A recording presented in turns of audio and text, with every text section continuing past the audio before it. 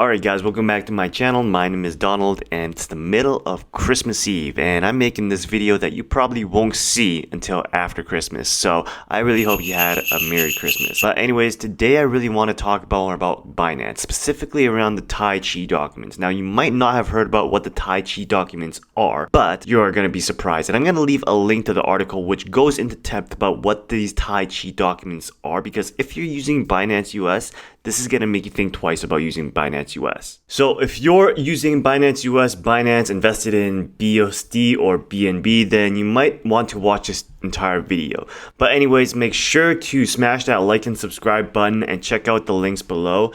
And let's jump into this video. Alright, so that opening was kind of weak because I had my mind on another thing. And I'm going to be completely transparent with you guys. With the things that are happening now, everything is just everywhere. And I'm trying my best to connect the pieces. You know, what I'm going to reference today is from Reuters. And I said before that I don't trust off the top of my bat. Trust is something that I believe is earned. And you can agree or disagree with me in the comments below, because there has been one or two comments about that. And simply, I just don't trust right off the bat. With what we've seen with Alex Mashinsky and Celsius, with all these centralized exchanges, SBF and FTX in 2022, I think trust is something that we have to reevaluate when it comes to who we're giving that trust to. Can you fully trust someone that you have not yet met? I mean, whenever I got into any businesses with people that I have not yet met, which is how we do things nowadays, 100% of the time I always got screwed over. So I don't know, maybe in the spirit of Christmas, in the spirit of New Year's Eve, in the spirit of learning, maybe this Reuters article that I'm gonna reference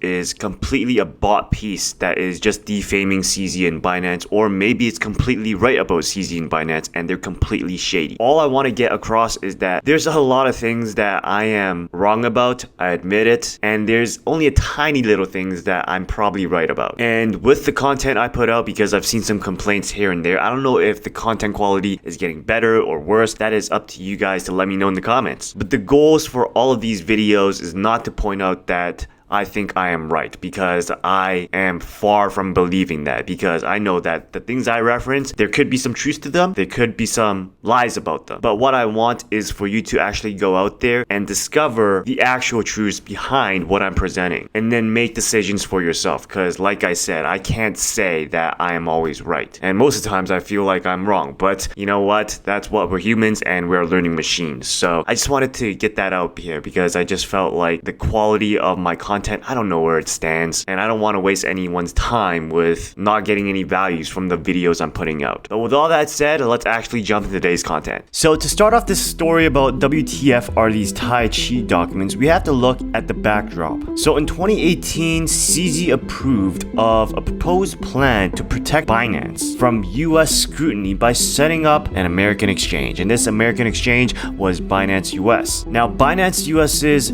compliance team has been in huge turmoil this year of 2022, because almost half of US compliance team quit by mid-2022 after a new US boss was appointed by CZ, and we'll talk about him later, because this new CEO pushed registering users so quickly that the team could not do proper anti-money laundering checks. And apparently this isn't only in the US. Binance also tried to work the loopholes in UK regulations as well, because CZ signed off on a plan in 2020 to backdate a company document to avoid a review under new finance rules or finance laws in the UK at that time. So I don't know if you guys noticed, but in 2022 there were a lot of layoffs. Coinbase was laying off people, Crypto.com was laying off people, Celsius and Voyager, they had to lay off people. But it looked like Binance was out there always hiring, and it looks like they really couldn't get enough people. I mean, if you ask the questions, why is that? Maybe the reason is that they can't keep people. There's a high turnover because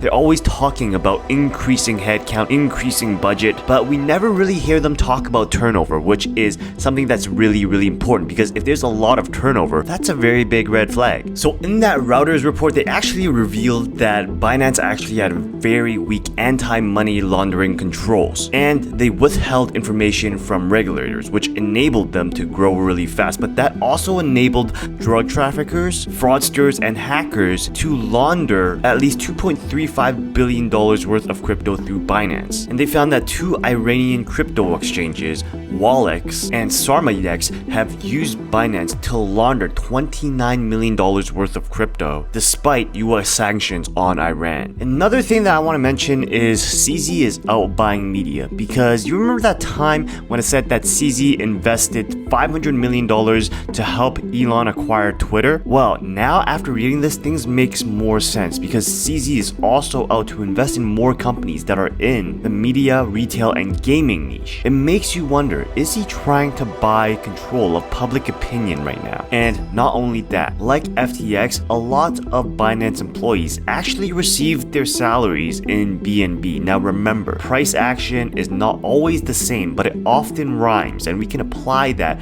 with the FTX and Binance case as well, because it looked like many employees actually received their salaries in BNB, and good for them, because it appears that their salaries actually 50x, but that's only if they took profit. And if you watch my last video on Binance, need I remind you that the BNB token is not a very liquid token, and the biggest holders of that is Binance themselves. So let's finally talk about the Tai Chi documents. So back in 2020, Forbes actually made a report that one of Binance's advisors, Harry Zhao, made a proposal to Binance. A presentation titled BinanceUS Entry outlined a separate US entity that would offer separate tokens, or a smaller amount of tokens than what is offered from the main entity, and that offered no derivatives. This would reduce attractiveness of enforcement from the SEC. So Binance would restrict US customer access to the main platform, but at the same time, they were teaching US customers how to use VPN to access their platform. The Tai Chi structure insulates Binance from legacy and future liabilities. It would become the target for US authorities. That is, BinanceUS will become the target for the authorities. And how Binance International could make money from BinanceUS was through what they called service and license fees. So BinanceUS will send Binance money under this name without threatening the legal separation of the two entities. So to be frank with you guys, before I read this from Router, I actually thought that Binance and BinanceUS were actually separate entities. But after reading this and learning about the history, yeah, you gotta think twice. Now, the first CEO of Binance was Catherine Coley, and she reported to Binance's board, which was chaired by CZ. Binance's Cayman Island holding company would actually hold BinanceUS's customer deposits, according to a 2019 company financial report. And during BinanceUS's first year, CZ was apparently very frustrated with Coley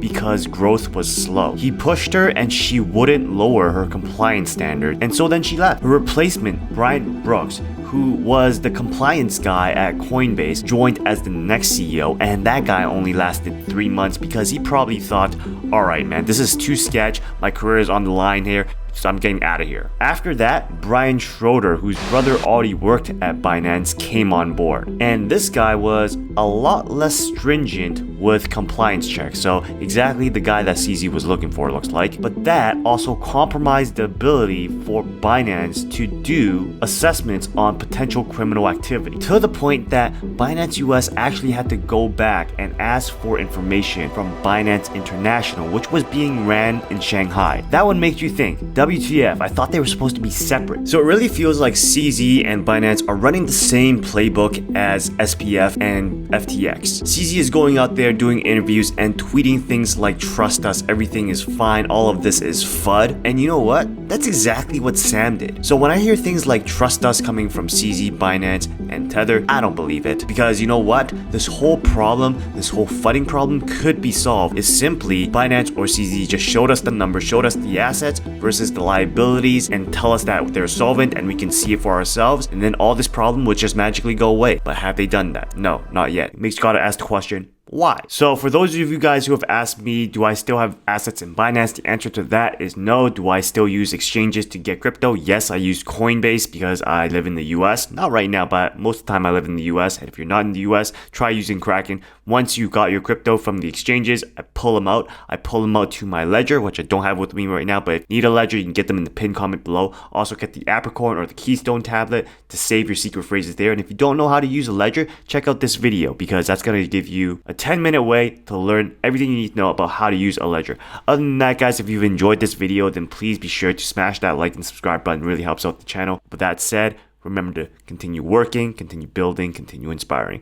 I'll see you next time.